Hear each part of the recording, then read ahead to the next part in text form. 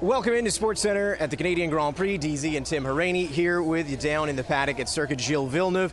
Tim, let's discuss the rookies. Heading into this race, if I were to ask you the question of which rookie that you thought was performing the best, I feel like there would have been a pretty consensus answer there, and Isaac Hadjar. But with things still being a rookie season, he had a couple of rookie moments, obviously, in this race. Nothing to scoff at, nothing to be really concerned about, but you know, this has been a race where Isaac's already probably learned a little bit something for further on in his career. Yeah, see, I think like when we take a look at what happened yesterday with Isaac's qualifying and just getting caught out there and obviously impeding Carlos Sainz, now he's going to have to take a 3-place grid penalty for this race here today on Sunday. I still would say at this moment Isaac has been the most impressive, just considering the amount of running that he had before coming into the start of this season. Not much. When you compare that with what, you know, Kimi Antonelli was able to do, I mean, Mercedes did a great job in getting Antonelli ready for the start of the season, and you know, let's face it, those are big shoes that Antonelli kind of has to fill down at Mercedes. But that being said, I think the most standout performance from Isaac so far this season for me is in Monaco, driver's track.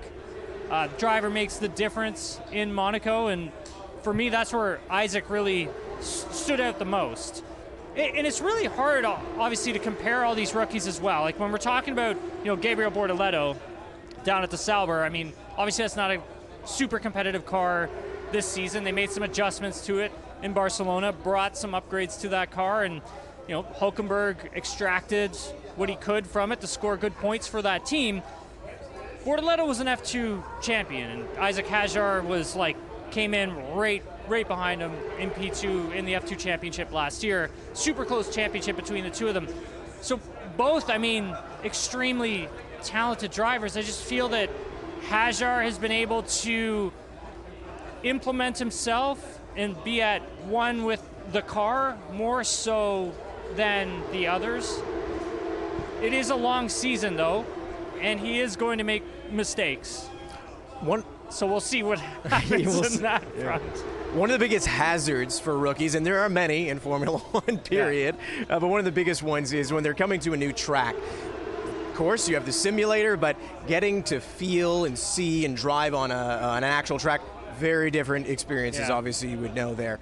So for Kimi Antonelli, this is an important weekend for him. Coming off that triple header, obviously, wasn't all his fault how Mercedes did or how he specifically did, because there were some issues with the car, but one of those DNFs was down to him.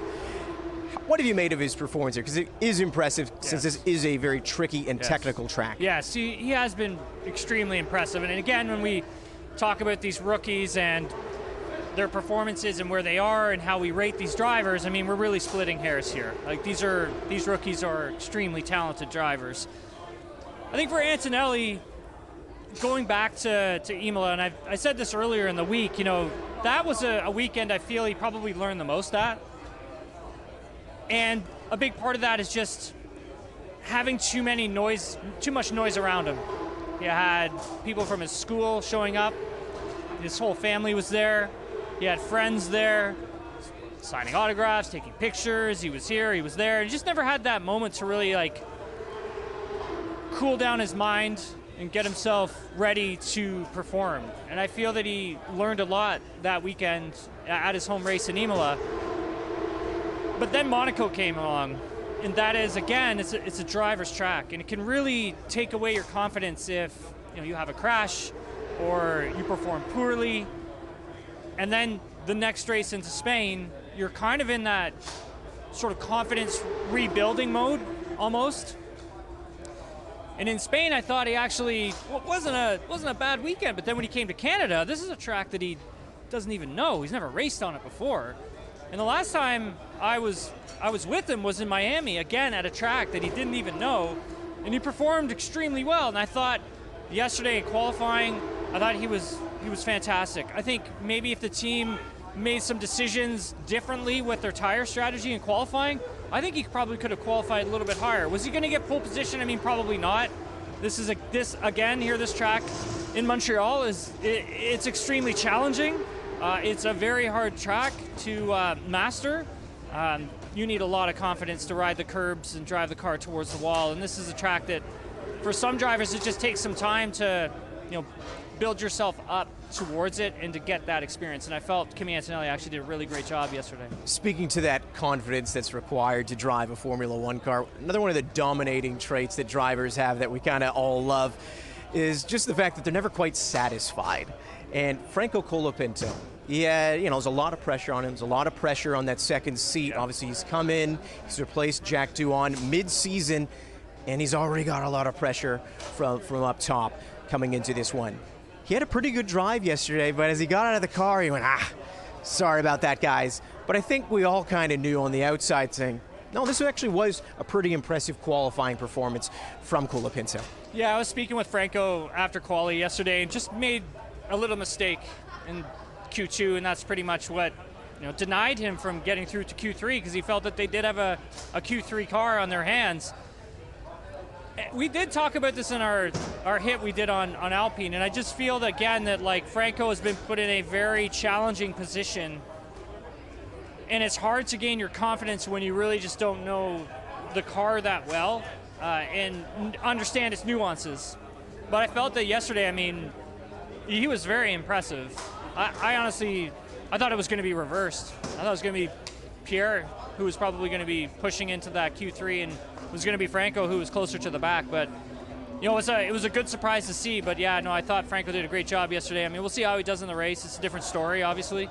But yeah, he's in tough right now. He's drinking through a fire hose, trying to learn as much as he can. Yeah. Ollie Bearman has been one of the most popular additions to the grid so far. People certainly love him. He's been down here. We've seen him take some hockey shots. Yeah. He's a much better Formula One driver than he is a hockey player, but that's all right. He doesn't need to be. It was great to see him try nonetheless. But he also had an interesting moment there in FP3 where he spun the car, and he did something pretty rare there by the Wall of Champions.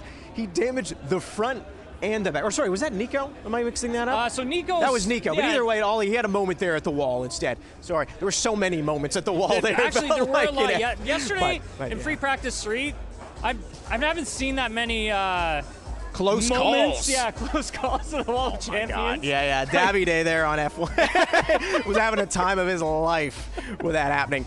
But either way, with Ollie Bearman, just to get to there, obviously he's performed probably a little bit average what you would expect in him, and that's only to say that the expectations were quite high because when he came in and replaced Carlos Sainz last season, people expected quite a lot from him. But what have you made of his season so far? I think Ollie is, again, we're just splitting hairs here. I think, again, Ollie has been impressive. He has made rookie mistakes, right? Let's just say it the way it is. And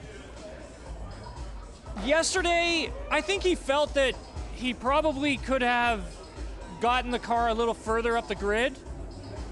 And it'll be interesting to see if he had a conversation with the team about tires and the question on running softs over mediums or mediums over softs and what direction that they really should have gone into. So when we saw some of these teams, running the medium tire, you saw the driver really get the confidence and come to life and be at one with the car. And then you saw some drivers who strapped on the softs and they really struggled. And it took them a while to kind of get that confidence. And so I'd be curious to know if Ollie had a conversation with the team about that. I did talk to him about it, and he was kind of like, "Hey, look, we're gonna keep that internal for now and let you know later," type deal. So I'll be interested to hear what he has to say about that at the end of today's race when we see him in the media pen. Obviously, there is only one podium, but I'm gonna make up a podium here for you, Tim. It's the rookie podium. Can you give me your rookie podium for how you think this race is gonna go here in Canada? I think it's going to be Kimi Antonelli, Isaac Hadjar, and I would say Oliver Bearman. Okay. Hold Tim to it. Please don't.